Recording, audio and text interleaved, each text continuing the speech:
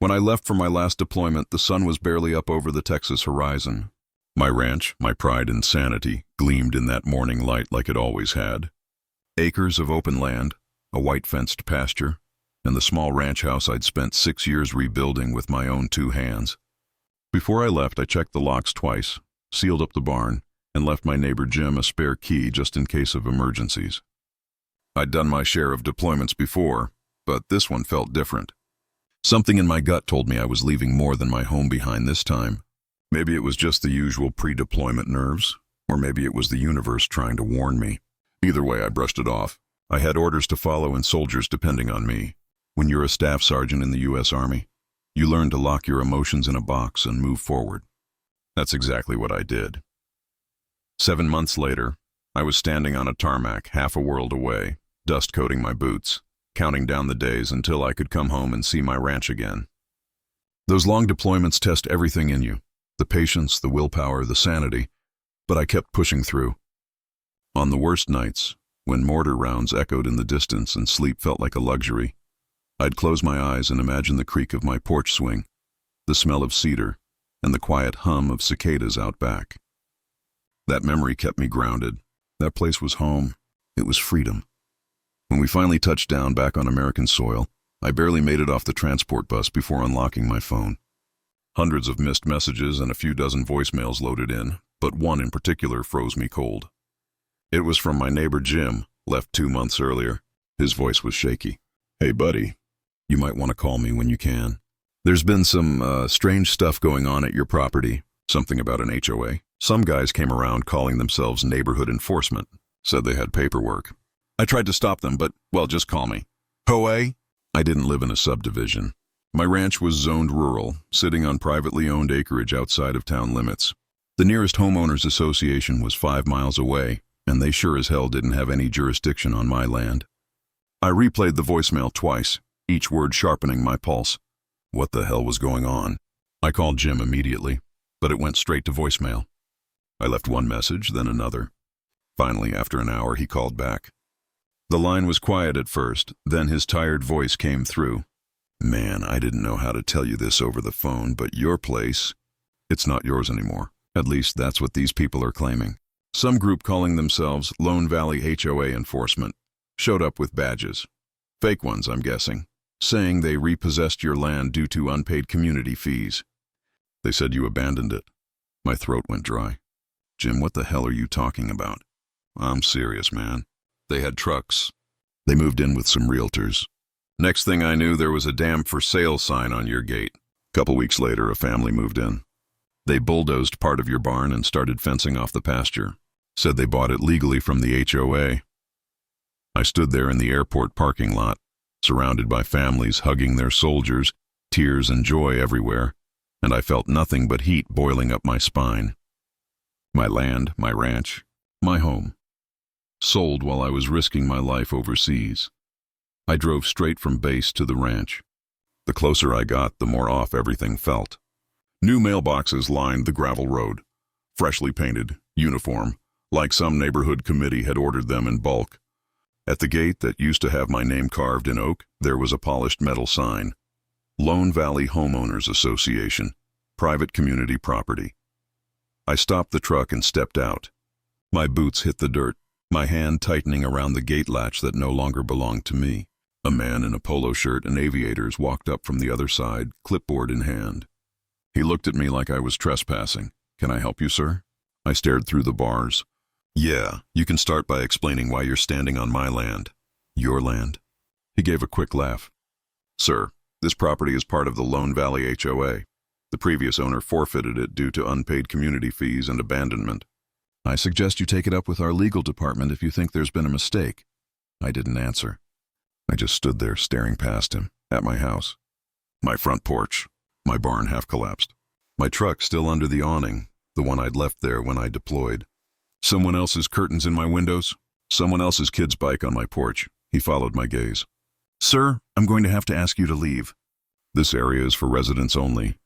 Something snapped in me right then. I didn't yell. I didn't make a scene. I just turned, got back in my truck, and drove off. But inside, I made a promise. I was going to find out who did this, and I wasn't going to stop until they were stripped of every false title, every dollar they made off me, and every last lie they'd built their little empire on. That night, I checked into a cheap motel and started digging.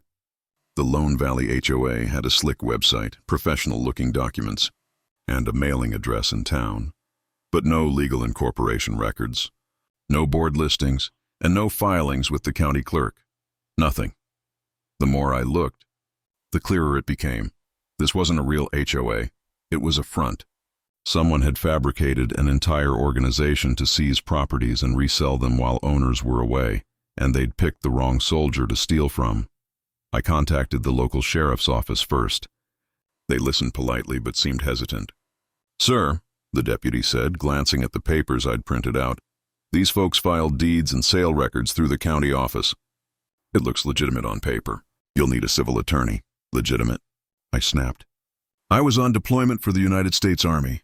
They forged signatures, used fake badges, and sold my house." He sighed. "I get it, sir.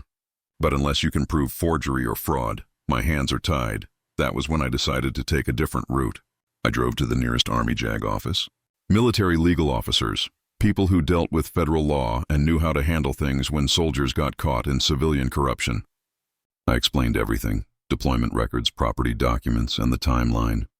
The JAG attorney, Captain Rivera, listened carefully, her pen moving fast. When I finished, she looked up. "You said they impersonated law enforcement?" "Yeah, they wore badges, carried radios, acted like cops." Her eyes narrowed. "That's federal. Impersonating law enforcement, fraud, property theft under false authority, all serious offenses.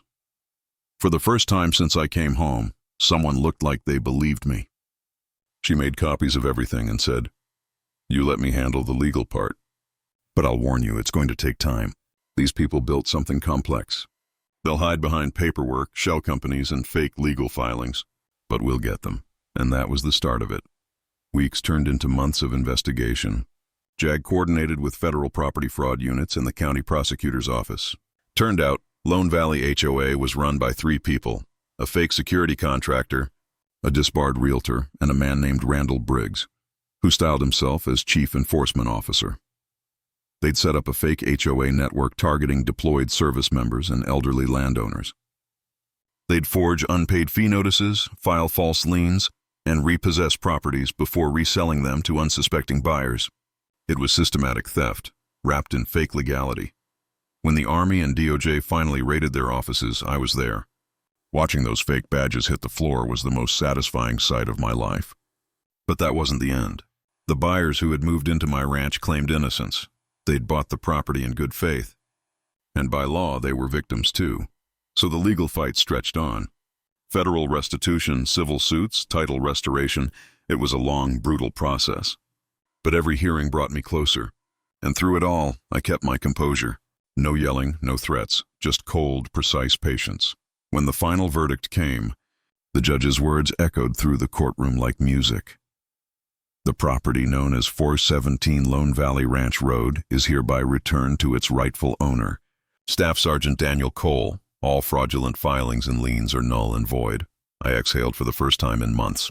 The fake HOA leaders were sentenced to federal prison, 10 years each for wire fraud, forgery, and impersonating law enforcement. And my land, my home, was mine again. But the justice didn't stop there. The Army's legal division, working with the state attorney general, opened a broader case. Dozens of service members had fallen victim to the same scam. What started as my personal fight became a federal crackdown.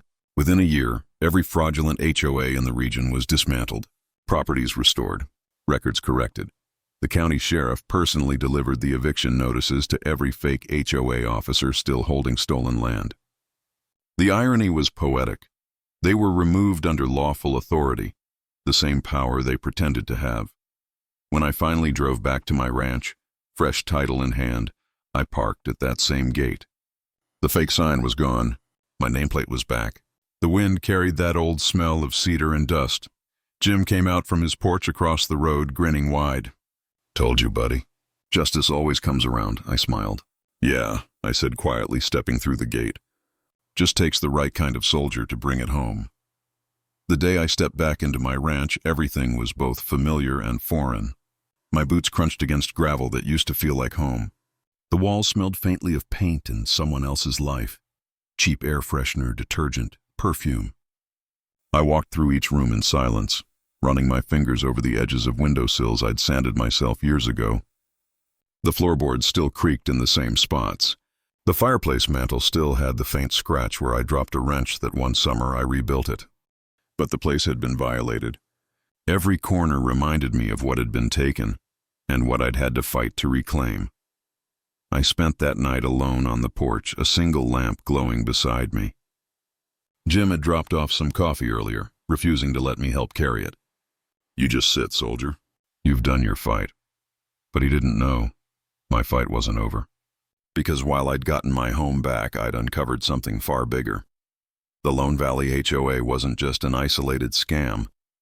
When JAG investigators started cross-referencing property filings, they found a pattern stretching across 3 states. Same paperwork style, same fake badges, same fraud signatures, sometimes even the same names used under different shell corporations. It wasn't a few people running a grift. It was an organized ring. Over the next few months, my life turned into a second deployment. Only this time, the battlefield was paperwork, legal filings, and interviews. Captain Rivera called me almost daily with updates. "Cole," she said one morning, "the DOJ task force is expanding the case. Your evidence helped us trigger multiple warrants. You're listed as a key witness." I didn't mind. If my story helped stop more soldiers from coming home to find their lives stolen, I'd testify 1,000 times over. Still, something about this whole thing ate at me. These people had managed to fake authority so convincingly that local law enforcement, banks, even county offices had gone along with it. How? Who was behind it all? That's when I started digging deeper on my own. Late nights, coffee-fueled research sessions at my old dining table, the glow of my laptop lighting up stacks of court documents. I learned more about real estate law in those months than I ever wanted to know.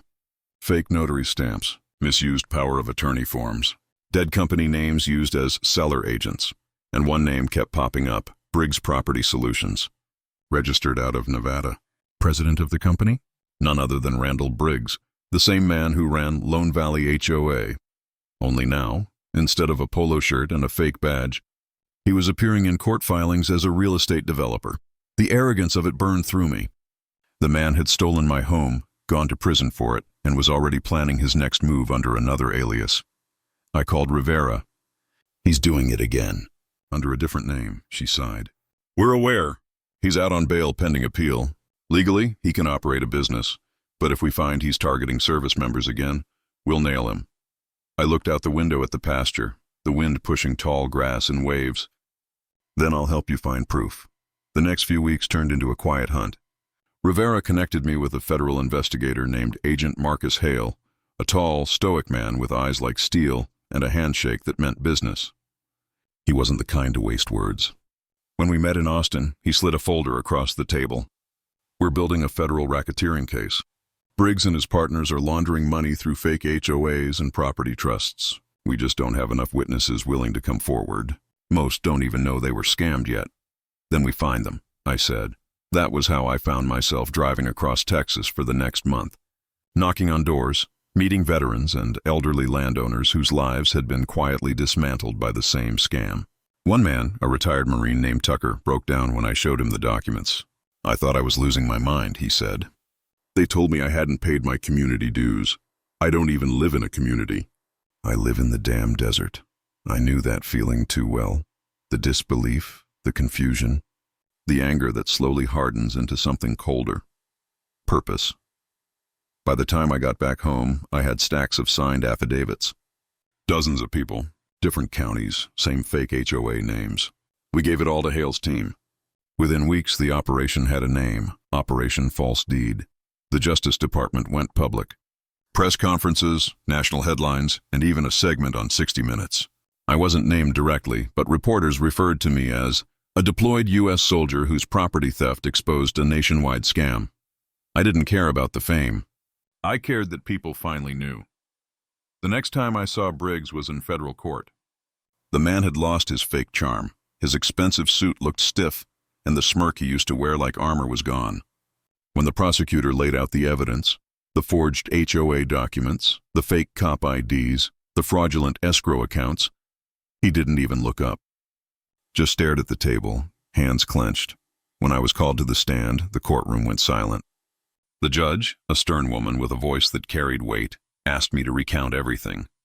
From the day I left for deployment to the moment I stepped back onto my stolen land. I told them everything. The fake cops, the false paperwork, the betrayal of coming home to find my flag replaced by someone else's sign. My voice stayed calm, steady. I didn't need anger anymore. The truth was weapon enough. When I finished, the prosecutor looked at Briggs. "You targeted the very people who defend this country," she said. "You weaponized their absence and sold their homes for profit. That's not just theft, that's treason of character." The jury didn't take long. Guilty on all counts. Briggs got 15 years. His partners got 10.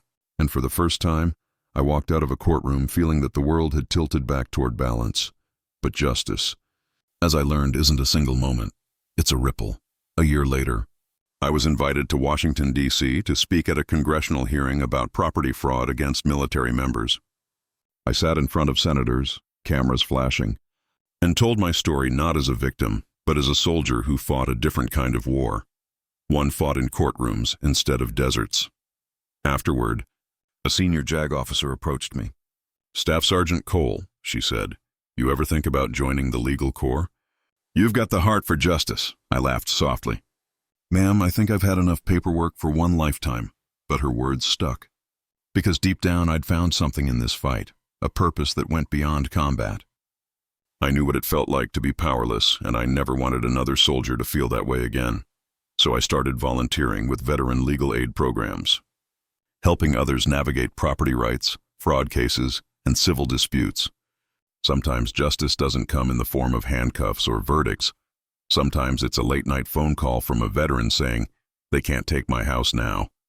I know what to do, and every time that happened I felt a quiet satisfaction settle in my chest.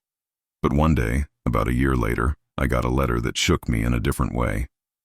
It was from the family who'd unknowingly bought my ranch, the ones who'd been evicted after the court ruling. They'd found my mailing address through public records. The letter was handwritten. "Dear Mr. Cole, we wanted to apologize. We truly didn't know. We were told it was all legal. We're starting over, and we hope someday you can forgive us. We also wanted to thank you, because if it weren't for your fight, we'd never have learned what was really happening. You didn't just save your home, you saved a lot of people."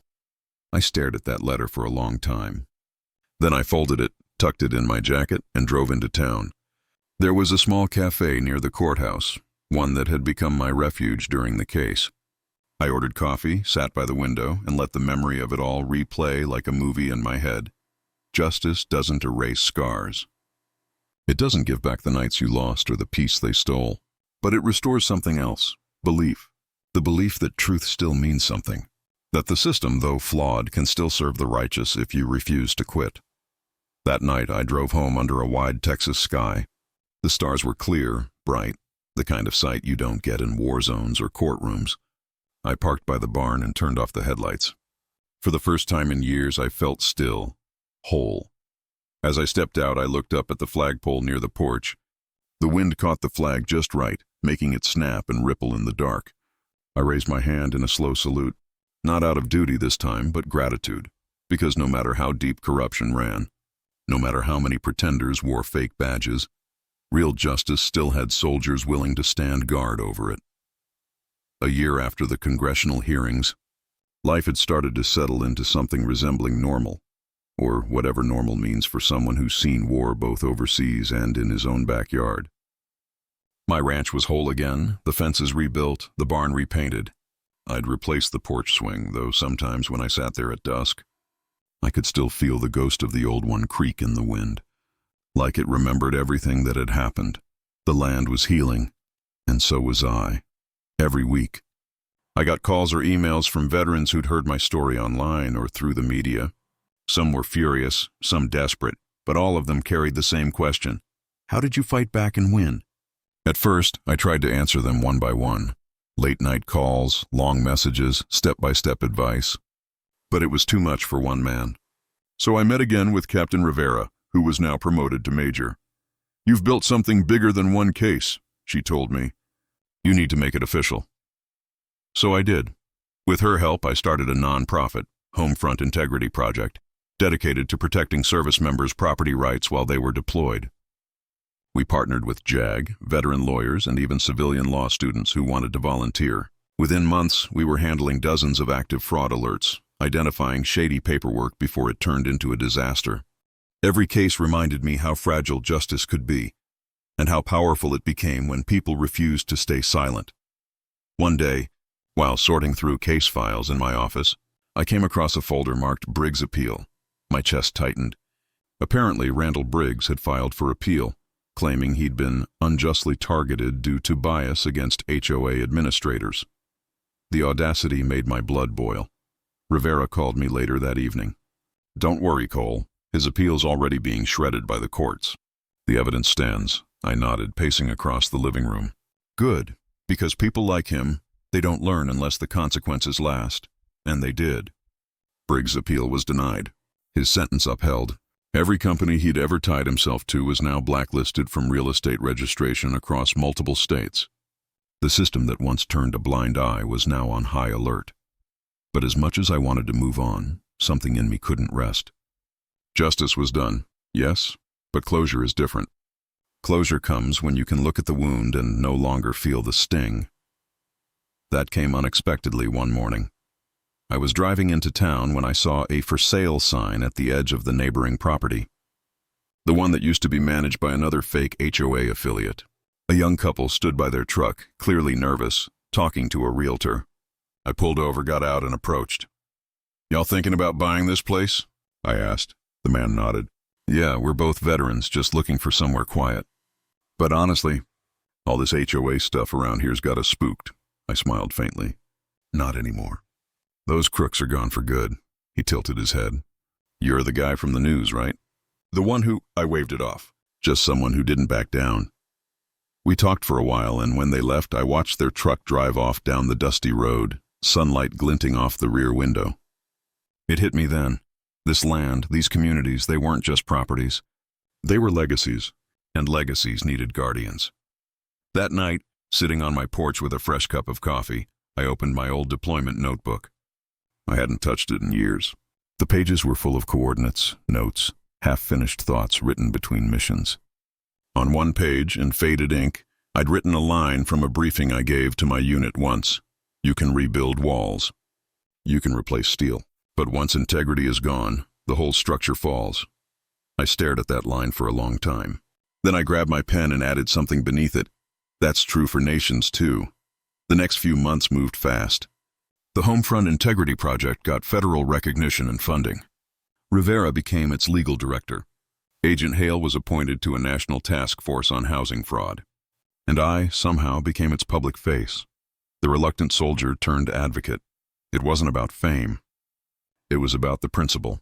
Every interview, every speech, every piece of advice I gave came down to one truth. You can't fake authority forever, not in a country built on accountability. Then, one quiet winter evening, I got a call that brought everything full circle. It was from Jim. "Hey, buddy," he said, his voice softer than usual. "Thought you'd want to know.